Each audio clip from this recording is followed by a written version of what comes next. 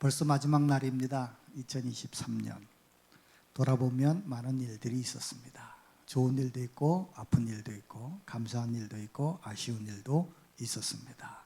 그렇지만 그 모든 순간들이 우리가 하나님의 은혜 안에, 하나님의 손 안에 있었다고 믿습니다. 2022년을 맞이하는 우리들에게 하나님은 이렇게 권면하십니다. 잊어버려라. 2023년은 다 잊어버려라. 이전 것은 다 잊어버려라. 이사야 43장 18절에 너희는 이전 일을 기억하지 말랍니다. 옛날 일을 생각하지 말라. 생각도 하지 말랍니다. 하나님이 우리에게 주신 은혜 중에 하나가 망각입니다. 다 기억하고 살면 머리가 복잡하고 터집니다. 근데 하나님이 잊어버릴 것 적당히 잊어버리게 하시고 생각하지 말 것 생각하지 않게 하는 은혜를 주셨는데 오늘 그 은혜가 여러분에게 있으시기를 축원합니다. 이사야 43장 19절에 보라 내가 새 일을 행하리니 주님이 약속하십니다. 오늘 이 자리에 오신 하나님의 거룩한 백성들에게 이제 오늘 일은 다 잊어버리고 내일부터 내가 무엇을 할지 기대해 보아라. 내가 너희들의 삶 속에 놀라운 일들을 행하여 주리라 약속하시는 그 주님께 우리의 믿음을 두고 소망을 두고 살아가시게 되시기를 바랍니다. 오늘 우리에게 주신 그 본문 말씀에서 핵심의 구절은 49절입니다. 예수께서 머물러 서서 그를 부르라 하시니 그들이 맹인을 부르며 이르되 안심하고 일어나라 그가 너를 부르신다 하시매. Jesus stopped. 멈춰 섰습니다. And said. 그리고 말씀하셨습니다. 예수님이 멈추신 그 자리에는 하나님의 은혜의 역사가 일어납니다. 예수님이 우리의 삶에 멈추어 서시면 우리가 기대하지 못하는 그 어떤 놀라운 일들이 벌어지게 됩니다. 오늘 KL 중앙교회 주님의 발걸음이 멈추어 서시기를 축원합니다. 이 자리에 계신 여러분의 생업과 여러분의 가정과 자녀들 위에 주님이 멈추어 서시기를 원합니다. 그리고 말씀하시는 그 말씀으로 인하여 새로운 하나님의 은혜가 알알이 맺혀지기를 바랍니다. 주님이 멈추어 서서 하나님의 일을 하시면 근심되고 염려되는 것이 사라지고 우리에게 평안과 안심된 일들이 찾아오게 됩니다. 제자들이 바디메오에게 이렇게 말씀합니다. 예수님이 너를 부르신다. 안심해라. 두려워하지 말아라. 우리의 두려움은 끝났습니다. 우리의 염려는 멈췄습니다. 이제 주님이 우리에게 주시는 평강이 찾아옵니다. 하나님이 우리에게 주시는 은혜가 강물처럼 넘치게 될 것을 믿습니다. 오늘 이 사건을 이해하려면 누가복음 9장으로 돌아가야 합니다. 누가복음 9장의 말씀은 이렇게 얘기합니다. 예수께서 승천할 날이 가까이 오심에 예루살렘으로 가시려고 결단하셨다. 이 말씀은 예수 그리스도가 예루살렘에 가셔서 십자가에 못 박혀 죽으시고 3일 뒤에 부활하셔서 승천하심으로 하나님의 구속사를 완성하는 그 하나님의 계획이 이루어질 때가 가까이 왔으니 내가 이제 예루살렘에 가서 죽겠다. 그렇게 마음에 결단을 하시고 예루살렘을 향하여 출발하시는 겁니다. 근데 예루살렘으로 향하여 가는 그 지름길이 사마리아 마을을 통과하면 되는데 예수 그리스도께서 예루살렘으로 입성한다는 말을 들은 사마리아 사람들은 당시 유대인과 상종을 하지 아니하였기 때문에 예수님이 사마리아 마을을 지나가는 걸 허락하지 않습니다. 그래서 예수님께서 돌아서 가자라고 하면서 다른 마을로 돌아서 가는 여정이 가버나움을 출발하여서 유대 지경과 요단강 건너편에 이르러 여리고로 해서 그리고 예루살렘으로 들어가는 과정입니다.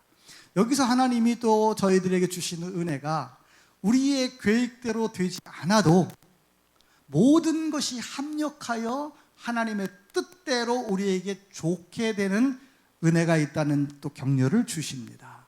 2023년을 우리가 계획하고 살아왔지만 또 계획대로 되지 않은 일들도 있습니다. 그것도 하나님께서 섭렵하여 더 좋은 것으로 2024년에 주실 줄로 믿습니다.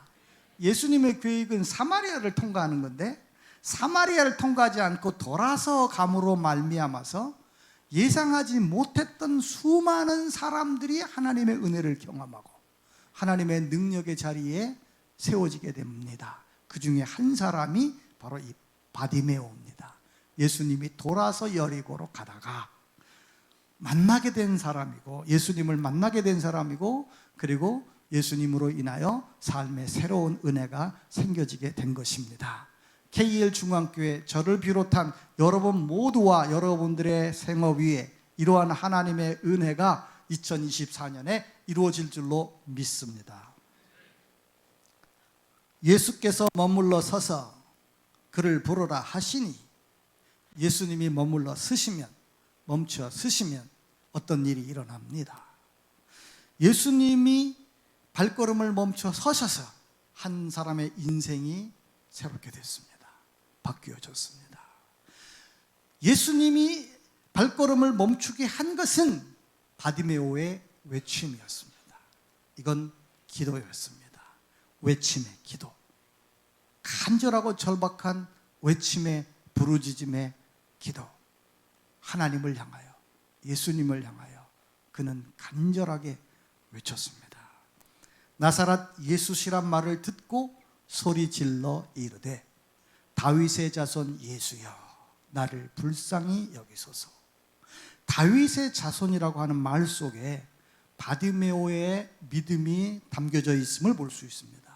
당시 유대 사람들은 구세주가 다윗의 자손에서 온다고 하는 것을 구전으로 받아듣고 있었기 때문에 다윗의 자손이라고 고백하는 그 말은 나는 당신이 구세주이심을 믿습니다라고 하는 선포입니다. 다윗의 자손 예수여 나를 불쌍히 여겨 주시옵소서. 나를 긍휼히 여겨 주시옵소서. 이렇게 소리를 질러서 외칠 때 예수님이 그 소리를 듣고 발걸음을 멈췄습니다. 내가 예수님을 향해 외칠 때 어떤 사람들은 그것이 합당하지 않다, 옳지 않다, 바르지 않다라고 반대 의견을 낼 수 있습니다. 본문 말씀에 보면 50절에 48절에 많은 사람이 꾸짖어 잠잠하라 하되 이런 현상에 있을 때 믿음의 사람들은 멈추어 서지 않습니다. 포기하지 않습니다. 그는 더욱 소리질러 심히 크게 소리질러 다윗의 자손 예수여 나를 불쌍히 여기소서 톤을 높인 겁니다. 처음에는 다윗의 자손 예수여 나를 불쌍히 여겨 주시옵소서 외쳤습니다. 그런데 반대 의견에 그는 포기하지 않고 톤을 더 높인 겁니다. 다윗의 자손 예수여 나를 불쌍히 여기소서 이렇게 외칠 때 그냥 관심 없이 지나치시려 했던 예수님의 마음이 움직입니다. 나를 구세주라고 믿는단 말이지 그리고 하나님의 은혜가 필요하단 말이지 하면서 발걸음을 멈추어 쓰셨습니다. Jesus stopped. 멈추어 쓰셨습니다. 그리고 그를 불렀습니다.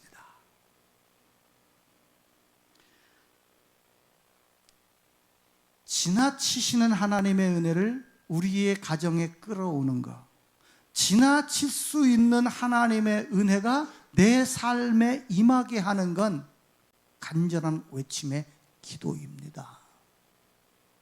그 기도가 여러분에게 2024년에 일어나게 되기를 축원합니다. 2023년을 마무리하면서 2024년을 시작하는 우리 앞에 예수님의 걸음이 멈추어지시기를 원합니다. 당시 여리고성 주변에 있던 소경은 바디메오 한 사람만이 아니었습니다. 많은 소경들이 있었지만 예수님의 관심을 끌고 예수님의 걸음을 멈추게 해서 새로운 인생을 선물 받은 사람은 바디메오 한 사람뿐이었습니다. 무엇이 다를까요? 같은 입장, 같은 환경, 같은 위치에 놓여져 있던 사람들이지만 예수님의 관심을 끌을 수 있었던 사람은 외침의 기도, 하나님을 향해서 절박하게 외친 기도의 그 기도가 예수님의 관심을 끌었고 예수님의 걸음을 멈추게 하셨습니다. 수많은 교회가 있고 수억의 그리스도인들이 있지만 오늘 누가 예수님의 관심을 끌을 것이며 어떤 교회가 예수님의 걸음을 멈추게 하실 것이냐? 외침의 기도가 있는 교회, 외침의 기도가 있는 성도들, 그들에게 주님은 관심을 가지십니다. 그 교회에 예수님은 발걸음을 멈추십니다. 그리고 세상이 상상하지 못하는, 예상하지 못하는 놀라운 하나님의 은혜가 기적적으로 임하게 됩니다. 그 은혜가 KL 중앙교회 2024년에 있어질지어다. 여러분들의 삶에 있어질지어다. 소경은 들어주면 감사하고 이루어지지 않아도 할 수 없고 그럴 수 있는 거지 라는 태도가 아니었습니다. 이건 마지막 기회다. Last chance. 나에게 온 마지막 기회다. 내일은 없다. 또다시 이런 기회는 내게 없을 것이다 라고 하는 절박하고 간절하여 그런 외침을 주님께 드렸습니다. 그 외침이 예수님의 발걸음을 멈추게 했습니다. 외침의 기도는 소리의 크기에만 있지 않습니다. 그 안에 간절함이 있으면 외침이 됩니다. 소리가 크든 작든, 소리가 있든 없든 거기에 간절함이 담기면 하나님은 우리의 외침을 들으십니다. 다른 사람이 모두 들을 수 있을 만큼 큰 소리로 바디메오는 외쳤습니다. 더욱 심히 소리질러 외쳤습니다. 그 외침의 기도가 예수님의 걸음을 멈추게 하였습니다. 하나님의 마음을 감동하게 하였습니다. 성경에 반대로 소리 없는 외침의 사례도 있습니다. 우리가 잘 알고 있는 사무엘의 어머니 한나의 기도가 그렇습니다. 사무엘상 1장 13절 말씀에 보면 한나가 속으로 말하며 입술만 움직이고 음성은 들리지 아니하므로 엘리가 그가 취한 줄로 생각한지라. 입술만 움직였어요. 소리가 안 났습니다. 근데 얼마나 간절하게 했으면 얼굴이 시뻘개져서 옆에 사람이 볼 때 술 취한 것처럼 보여줬을까요? 그만큼 간절하게 하나님을 향해 외쳐댔습니다.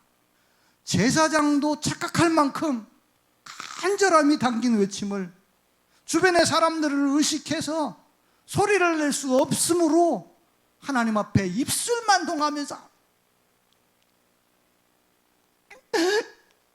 이렇게 기도한 거죠.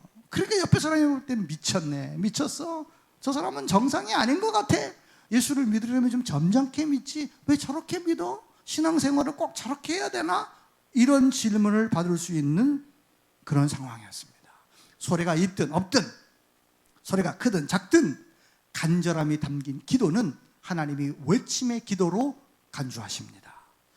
기도의 장소는 제한적이지도 않습니다. 교회에서 기도할 수 있습니다. 내 집에서도 기도할 수 있습니다. 내 방에서 할 수도 있고 내 침상에서 할 수도 있습니다. 다윗은 침상에서 참 기도를 많이 한 사람입니다.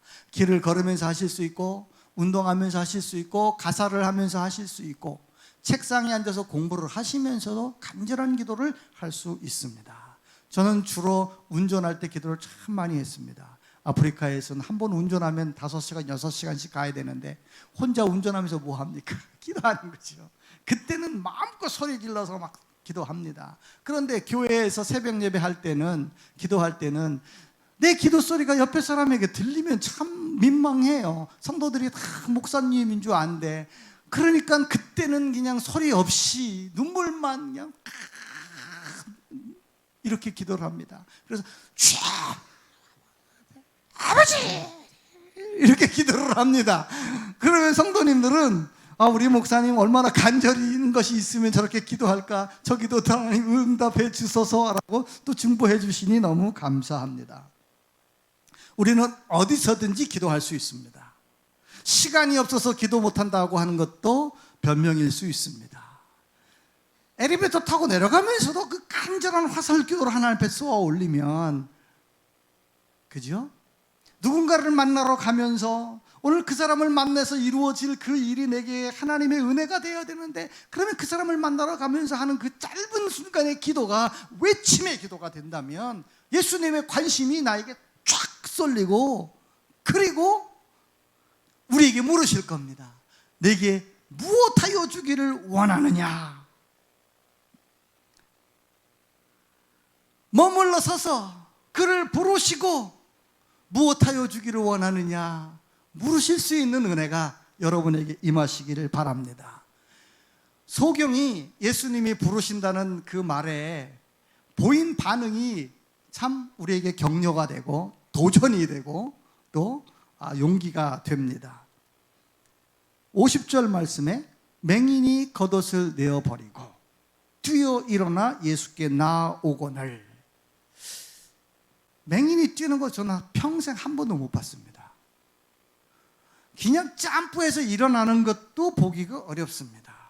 근데 이 소식이, 예수님이 부르신다는 소식이, 예수님이 내 외침에 들으셨다는 그것이 얼마나 이 사람한테 흥분되고 익사이트먼트 했으면 그냥 그 자리에서 서전트 점프를 점프하여 이렇게 일어난 겁니다. 이 말씀을 제가 읽고 또 읽고 영어로도 보고 헬라어로도 봤는데 뛴 게 아니에요. 그냥 서전트 점프해서 일어난 겁니다. 그리고 겉옷을 벗어버렸습니다. 겉옷을 벗고 예수님이 부르시는 그 방향을 향하여 걸어갑니다. 그리고 예수님 앞에 나가게 됩니다. 바디메오가 겉옷을 벗어버렸다는 것은 나는 이전부터 이제 이전처럼 살지 않아도 된다라고 하는 소망이 생겼고, 나는 이제 옛날처럼 살지 않을 것이다 라고 하는 결단과 다짐을 보여준 겁니다. 나는 2023년처럼은 안 살 거야. 더 이상 옛날처럼은 살 수 없어. 나는 바뀌어질 거야. 하나님이 나를 바꾸어 주실 거야. 예수님이 내 인생에 변화를 주실 거야. 새로운 인생이 내 앞에 펼쳐질 거야 라고 하는 소망과 기대와 다짐과 결단을 다 모아서 겉옷을 탁 집어 던지고 예수님께 간 겁니다. 이런 선택과 결단을 예수님과 자신을 보고 있는 많은 사람들 앞에서 보여진 겁니다. 바뀌기를 원하십니까? 버리셔야 합니다. 바뀜의 시작은 버림에서부터 되어집니다. 놓아야 합니다. 집착하고 붙잡았던 것을 놓아야 합니다. 그래야 새로운 것이 우리에게 찾아질 수 있습니다. 새 것을 얻으려면 옛 것을 버려야 합니다. 새 옷을 입으시려면 헌옷을 벗으셔야 합니다. 하나님은 우리에게 새 것을 주실 수 있는 분입니다.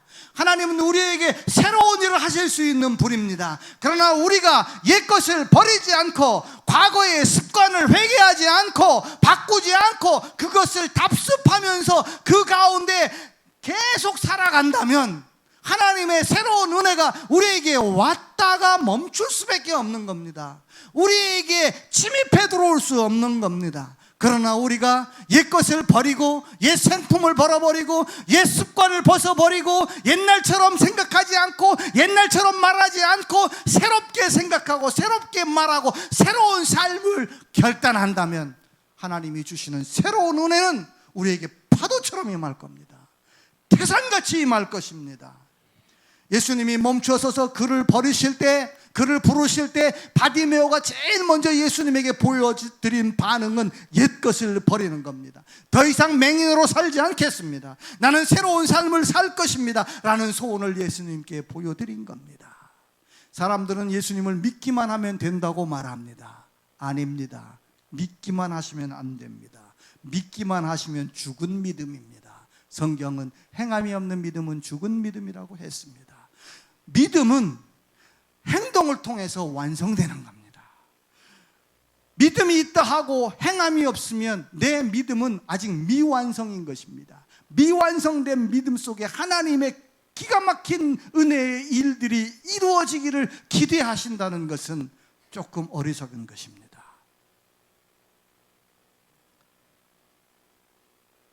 꼭 결단을 가지고 믿음을 가지고 행동을 보여드려야 합니다. 하나님 앞에, 사람 앞에 내 믿음을 보여드려야 합니다.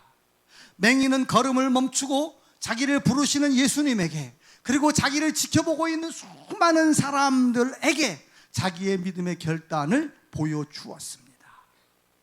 바디메오가 겉옷을 벗어버린 것은 예수님께서 나에게 새로운 새 삶을 주실 것이라고 하는 기대와 소망을 표출한 것입니다. 2024년에 하나님께서 여러분에게 새로운 일을 주실 줄로 믿습니다.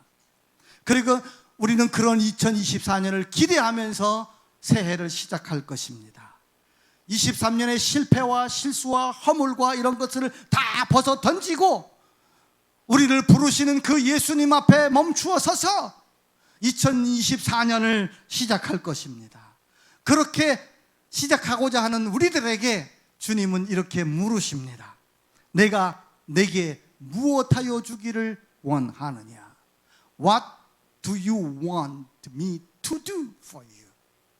내가 너에게 무엇을 해주기를 원하느냐?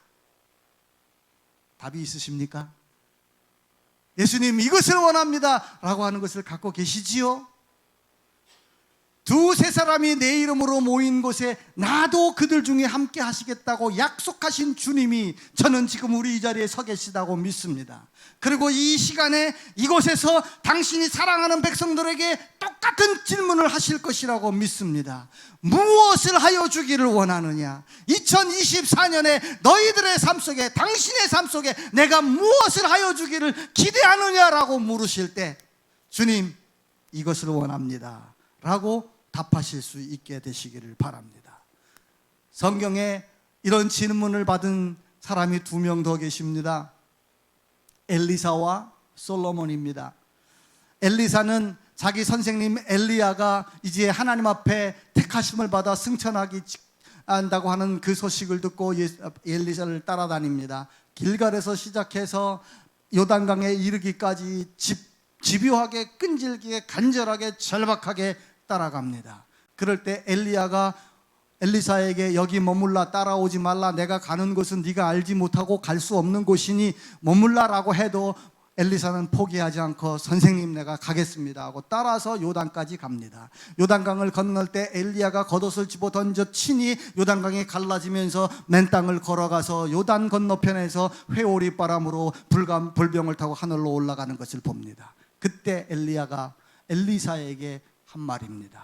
네가 나한테 구하는 것이 어려운 것이로다. 그러나 내가 추함을 받으면 그것을 보면 네가 그것을 얻으리라. 엘리야가 묻습니다. 엘리사에게 내가 네게 어떻게 하여 줄꼬?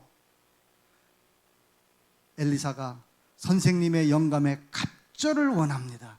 어려운 것이로다. 네가 하나님이 나를 택하는 것을 보면 알게 되리라 하면서 올라가시고 겉옷을 떨어뜨려 놓고 갑니다. 잘 알고 있는 구절이죠. 그 겉옷을 집어들고 이제 다시 돌아가기 위해서 요단강 앞에 섰는데 방법이 없습니다. 건널 방법이. 그래서 그 겉옷을 들고 엘리야가 이렇게 외칩니다. 엘리야의 하나님 어디 계십니까? 나의 하나님이 되어 주시옵소서라고 딱 칩니다. 요단강이 갈라지고 건너편에 있던 선지 생도들이 새로운 하나님의 지도자가 탄생되어졌다고 받아들이고 그들과 함께 이스라엘의 하나님의 역사를 이루어내 갑니다. 솔로몬이 1000번제를 하나님 앞에 드립니다. 1000번제는 1000번의 번제가 아니고 1000마리의 번제를 말합니다. A thousand time of burnt offering이 아니라 a thousand burnt offering입니다. 그러니까 1000마리의 소를 한 번에 드리는 겁니다. 이거 엄청난 일입니다. 한 마리의 소를 잡아서 번제를 드리는 것도 많은 시간이 필요한 건데 1000마리를 맨날 며칠 걸렸을 겁니다. 그것을 하나님 앞에 번제를 드릴 때 하나님께서 그걸 기뻐 받으시고 나타나셔서 솔로몬에게 묻습니다. 하나님이 이르시되 내가 내게 무엇을 줄고 너는 구하라. 솔로몬이 이렇게 구합니다. 하나님이 내게 맡겨주신 백성들을 잘 이끌어가고 지도해야 되는데 제 지혜로는 부족합니다. 지혜를 주십시오. 하나님이 그것을 참 기쁘게 여기셔서 네가 이것도 저것도 구하지 아니하고 부와 장수도 구하지 아니하고 원수의 생명도 구하지 아니하였고 네 구함이 내 마음에 심히 기쁘니 내가 그것도 줄 뿐 아니라 이것도 주고 저것도 줄 것이며 그리고 네 전후에 너 같은 왕이 없을 것이다 라고 하는 그런 응답을 받고 하나님의 은혜의 자리에 나갑니다. 바디메오도 예수님에게 물었습니다. 그래서 예수님에게 얻었습니다. 이런 질문을 받은 엘리사의 대답은 갑절의 영감을 원했고, 솔로몬은 지혜를 원했고, 바디메오는 보기를 원했습니다. 이들이 구한 것은 돈이 아닙니다. 다른 것을 구했습니다. 이들이 구한 그 다른 것이 이들의 인생을 새롭게 하였고, 하나님 앞에 존귀하고 사람 앞에 찬란한 인생을 살게 하였습니다. 예수님께서 산상수훈을 하실 때 하신 말씀 중에 하나가 마태복음 6장 33절 말씀입니다. 너희는 먼저 그의 나라와 그의 일을 구하라. 그리하면 이 모든 것을 더하여 주시리라. 그의 나라 하나님입니다. 그의 의 하나님이십니다. 하나님을 구하라. 그리하면 모든 것은 자동으로 더하여 지리라 라고 하는 귀한 가르침을 주었습니다. 세상의 사람들은 돈이면 다 된다고 합니다. 예, 돈이면 할 수 있는 일들이 참 많습니다. 그리고 돈이 있으면 살아가는데 편리한 것들이 참 많습니다. 그러나 돈으로 할 수 없는 것도 있습니다. 돈으로 살 수 없는 것도 있습니다. 오직 하나님의 은혜로만 되어지는 일들이 더 많습니다.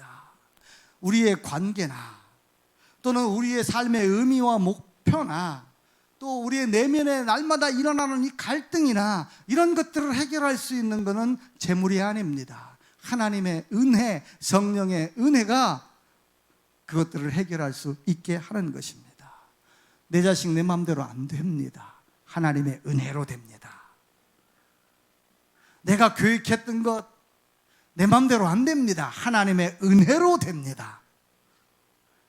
얽히고 설키고 꼬이고 이런 것들 풀어지는 것, 내가 열심히 노력해도 안 되는 그것 돈으로 안 됩니다. 하나님의 은혜로 됩니다. 그래서 이 사람들이 구한 거는 돈이 아니었어요. 다른 걸 구했습니다. 하나님을 구한 겁니다. 거지가 원하는 거는, 필요한 건 돈이겠지요? 몰라서 물으셨을까요? 내가 내게 무엇하여 주기를 원하느냐 몰라서 물었을까요? 아닙니다. 알고 계셨습니다. 그런데 얼만큼 절박하냐, 얼만큼 간절하냐라고 하는 것을 확인하시고 싶으셨습니다. 우리를 다 아시는 하나님, 전지전능하시고 무소부조하신 절대적인 그 살아계신 하나님이 여러분의 필요한 것을 모르실까요? 여러분이 지금 어떤 입장과 형편에 있는지 모르실까요?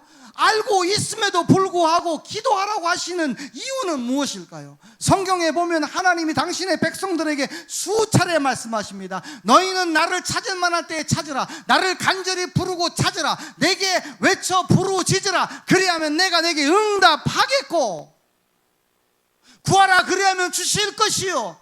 왜 이렇게 기도를 당신의 백성들에게 요구하실까요? 우리의 간절함을 보고 싶은 것입니다.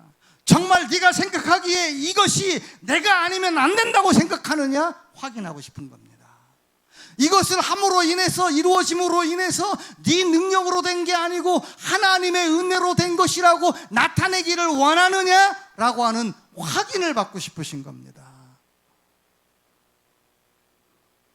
그래서 소경 바디메오에게 무엇하여 주기를 원하느냐 물을 때 소경은 돈이면 다 된다고 생각하지 않은 겁니다.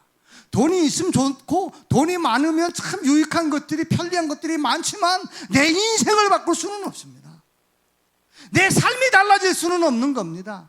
조금 어떤 변화가 있을 수 있지만 본질적인 변화, 토탈적인 내 삶의 변화, 내 삶의 의미와 목적이 분명해지고 아무리 어떤 형편과 역경과 환난이 닥쳐도 이겨나갈 수 있는 근본적인 내면의 힘을 갖는 그러한 사람이 되기를 원합니다. 그겁니다. 돈은 우리에게 참 유익한 겁니다. 편리한 겁니다. 그러나 그게 다가 아닙니다. 하나님이 전부입니다. 하나님이 계시면 우리는 다 이길 수 있습니다.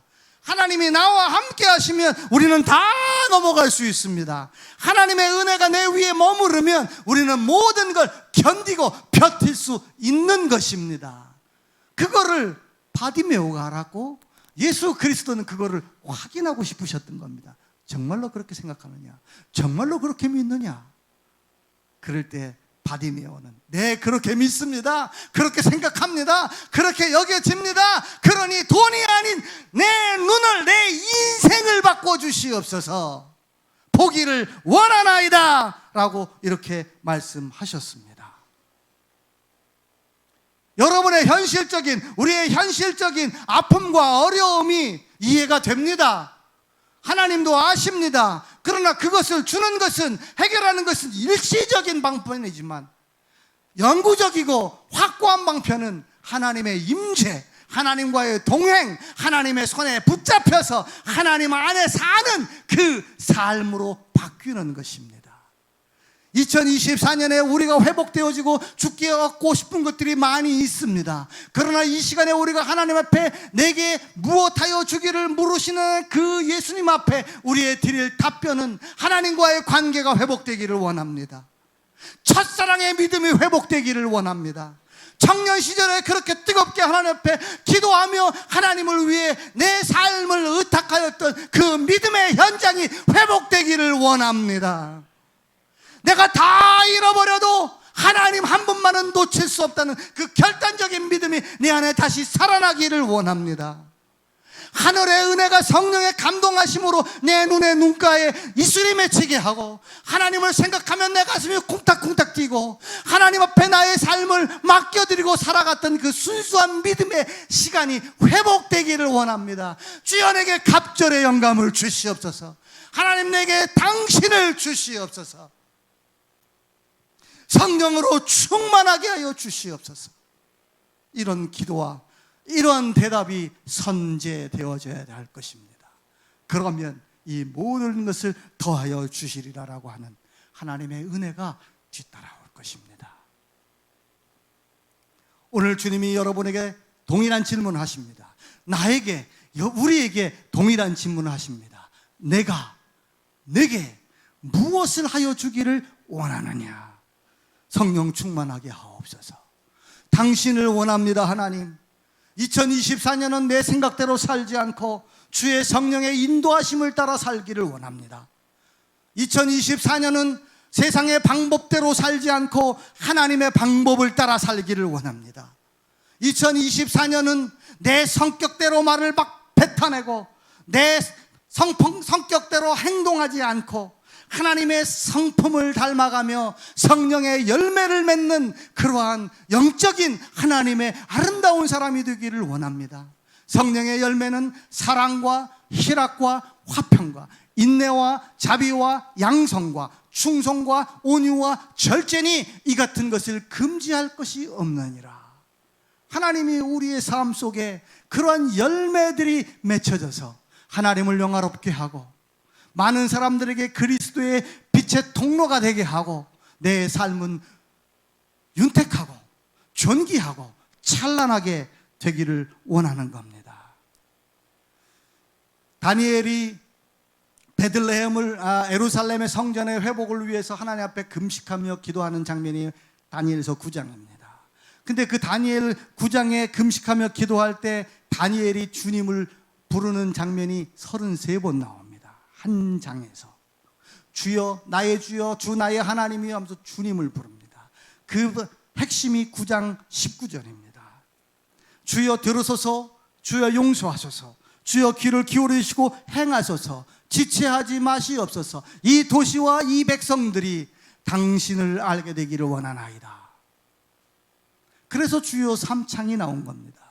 우리가 주님 앞에 기도할 때 주여를 3번 부르고 기도하자 어떤 부흥 강사가 만들어낸 게 아니고 하나님이 그렇게 그 기도를 기뻐 들으신다는 겁니다. 주여 나를 긍휼히 여겨주소서. 주여 나의 외침을 들으시옵소서. 주여 내게 하나님의 은혜를 행하심을 지체하지 마시고 행하시옵소서라고 하는 우리의 간절한 외침을 담아서 주여 주여 주여 이렇게 부른 다음에 하나님 성령 충만하게 하시옵소서, 당신을 원합니다라고 하는 구체적인 우리의 필요를 주님 앞에 열거하겠다는 것입니다. 로마서 10장 13절 말씀에 보면 주의 이름을 부르는 자는 구원을 얻으리라 말씀하셨습니다. 주님 이름만 불러도 하나님의 은혜가 여러분에게 임하십니다. 간절하게, 절박하게 믿음을 담고 기대와 소망을 가지고 주님이 내게 은혜를 주실 것이다, 주 예수님이 나의 삶을 새롭게 하실 것이다, 원하나이다 라고 하는 그런 마음으로 나를 불쌍히 여기시고 내게 은혜를 베푸시고 내게 하나님의 영광이 되게 하실 것을 기대합니다 하는 마음으로 주여 주여 주여 하고 기도할 때 예수님께서 소경에게 하신 말씀을 하실 겁니다. 내 믿음대로 될지어다. 여러분의 믿음대로 됩니다. 내 믿음대로 될지어다. 소경이 곧 보게 되어 예수를 따르느니라. 하나님이 여러분에게 그 믿음대로 되게 하는 은혜를 주시면 그 은혜를 가지고 예수님을 따르며 세상의 그리스도의 증인으로 하나님을 영화롭게 하며 살아가는 KL 중앙교회 하나님의 백성들 되시기를 축원합니다. 하나님의 말씀을 듣고 또 그 말씀에 우리의 마음을 열어 하나님 앞에 외침의 기도를 드렸습니다. 하나님 그 기도를 응답하여 주시옵소서. 믿음대로 되게 하여 주시옵소서. 2024년은 2023년과 다르게 살게 하여 주시옵시고 더 많은 영광을 주님 앞에 돌리고 하나님을 기쁘시게 하는 교회와 하나님의 백성들 되게 하여 주시옵소서. 우리 주 예수님의 이름으로 기도하옵나이다.